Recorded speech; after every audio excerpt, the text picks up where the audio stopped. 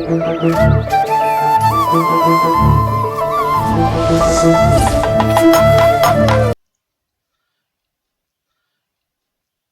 தமிழ் உறவுகள் விஷயத்தில் எப்போதும் கை கொடுப்போம் நிலையிலே இருக்கிறது தமிழ் சினிமா உணர்வாளர்கள் கூட்டம்.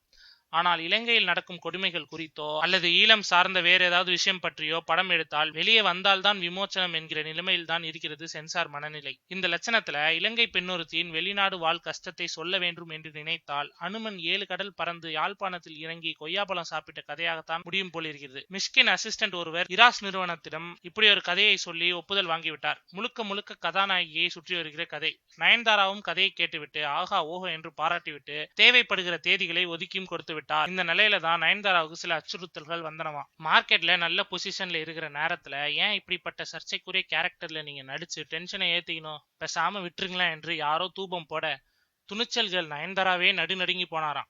கட்ட கடைசியாக கழுத்தறுத்து விட்டதால் படமே டிராப். இலங்கை பெண்கள் என்றால் சினிமாவில் கூட சிக்கல் தான் போலிருக்கு. என்ன கொடுமை சார் இது.